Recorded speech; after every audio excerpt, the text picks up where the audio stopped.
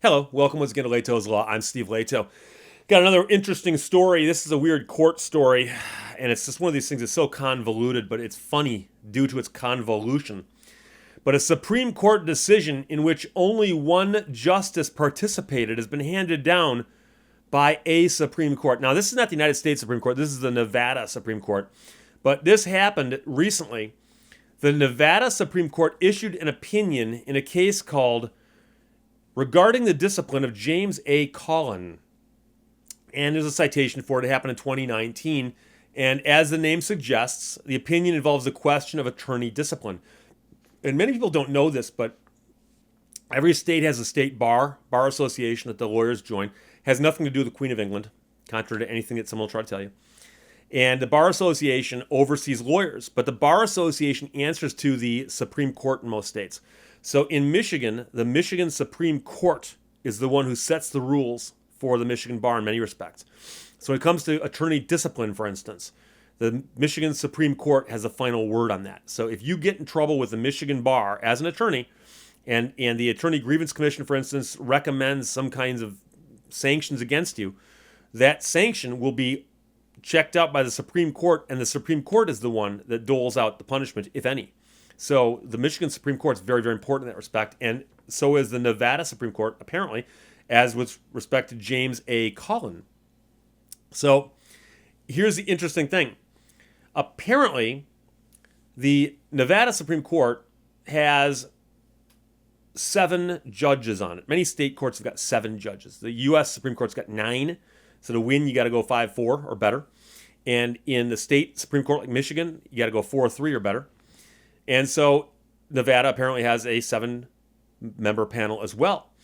And so what happened was they had an opinion that was drafted by one judge and adopted by 5 others.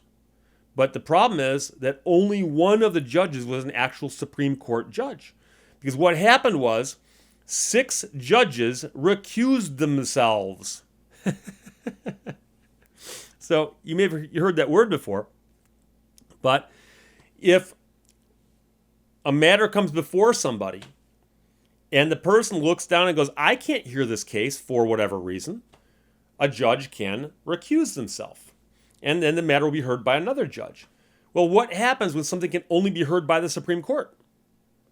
Well, they have processes to handle that. So when something's going to be heard by the Nevada Supreme Court or the Michigan Supreme Court or some others, the Supreme Court can say, each justice has the right to recuse themselves. So for whatever reason, 6 justices felt the need to recuse themselves in this case. So what they then do is the court administration then it chooses other appropriate judges to sit in almost like Supreme Court for a day thing. And they actually get to sit as Supreme Court justices on just this matter. Be kind of fun, right? So the governor of Nevada appointed 6 trial court justices, because that's apparently how they do it in Nevada, to sit in the place of the 6 recused justices. And the opinion was authored by the only remaining justice, Lydia Stiglitz. So Lydia Stiglitz was the only one that didn't recuse. So she wrote the opinion. And the opinion arose from the attorney's statements while he was representing a condemned inmate. Among other things, the attorney accused the justices of affirmatively altering the appellate record and fabricating a, quote, a lie blatantly contrary to the record, unquote.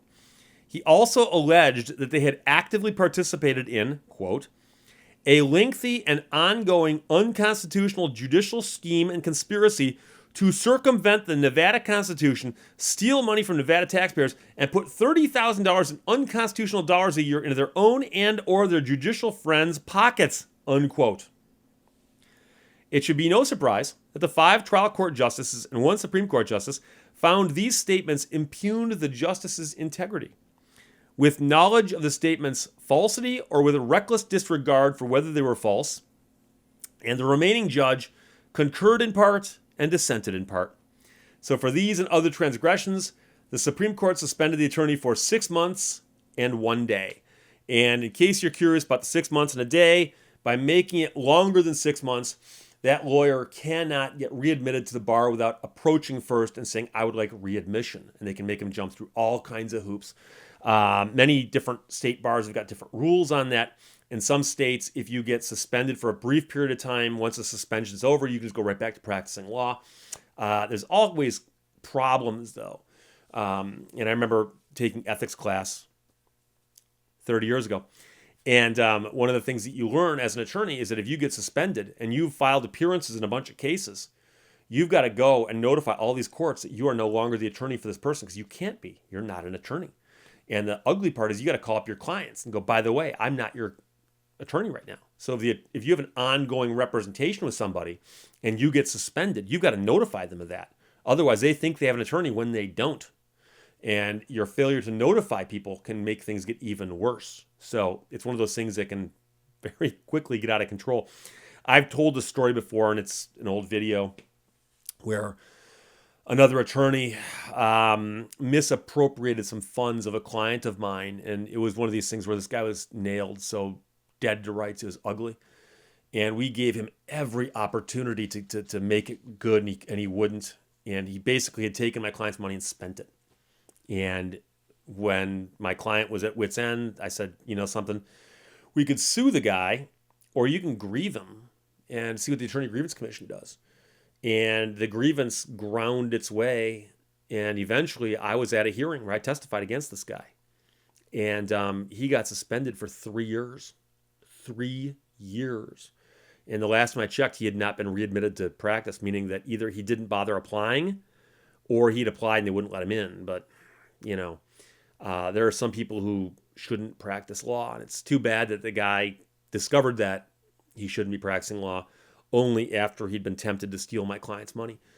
He did eventually pay my client back, but it was money that wasn't his, meaning that it was simply money that he was supposed to take and pass through to my client.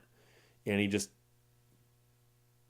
so, but with respect to this unusual Supreme Court ruling, James A. Cullen has got an opinion written by the Nevada Supreme Court that is, in essence, a bunch of temporary Supreme Court justices, along with one who wrote the opinion saying that, yeah, he deserves to be suspended for 6 months and a day. So there you have it. Strange case out of Nevada. Questions, comments, put them below. Otherwise, talk to you later.